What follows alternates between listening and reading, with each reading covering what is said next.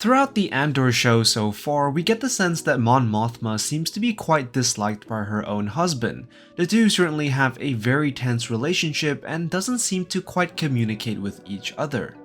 Ars, Danga, Sly Moore from the Vizier's private chamber? You can't be serious, these people hate me. They spend every day trying to undo anything I've touched. In the few moments that we've had with the two, it's all spent emphasizing on how rocky their relationship is, with a few quips and jibes here and there to drive home the point. But the whole relationship is pretty surprising. From what we know about Mon Mothma, she does have a reputation of a politician with a good heart, a fearless leader who isn't afraid to stand up for what is right.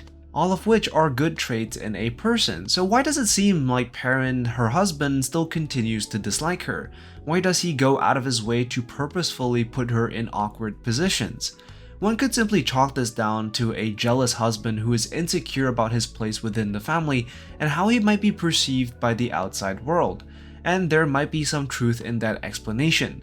But I do think that it's a little oversimplistic and a little bit cliche. So what is the deeper reason for this resentment? Well, there is a scene in episode 5 of Andor that might just give us a clue. In episode 5, we are given a very short scene between Mon Mothma and Perrin, whereby the two are just returning from a dinner party. You saw me talking to Garth, Feed. You're busy tonight. He knows more about what you're up to than I do. Now, on the surface, it might seem like Perrin is just an inattentive, self-absorbed man who, on occasion, can't seem to grasp the idea that his wife is a powerful senator, but the interaction actually reflects how Mon Mothma is trying to navigate this hostile political environment and the impact it has had on her family. Back in episode 4, we learned that Mon Mothma feels very much alone in Coruscant. We are immediately told to cast suspicion on everyone and everything around her, the first of which is the new driver Chloris. Then later, Mon Mothma tells Luthen that her every move is being spied on and recorded by the Empire.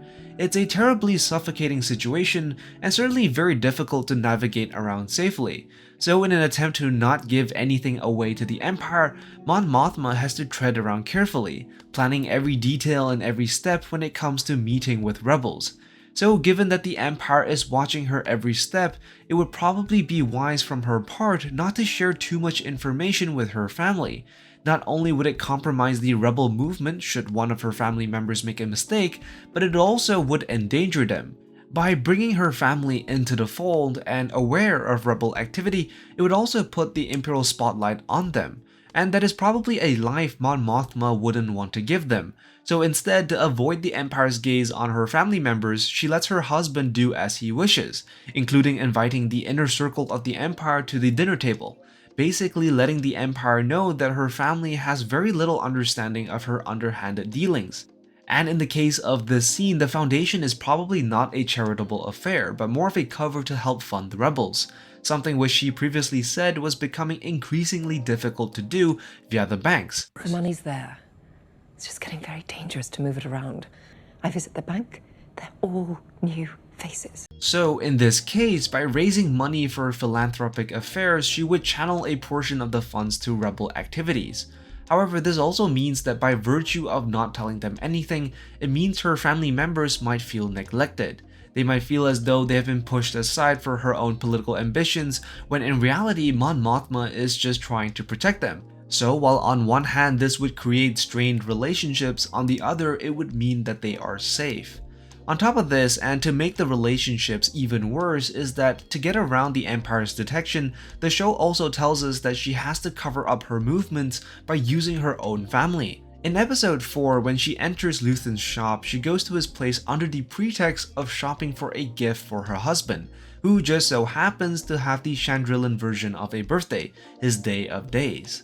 Mon Mothma deliberately uses her husband's birthday as a cover to communicate with the rebels as she does with Luthen. But the downside of this tactic is that while it might provide a good story for the Empire to observe, it also means that her family members might interpret this in the wrong way. And we see this during the breakfast scene with Mon Mothma's daughter. We're told that it was previously arranged that Mon Mothma would take her daughter to school. However, her daughter isn't so keen, insisting that her father take her.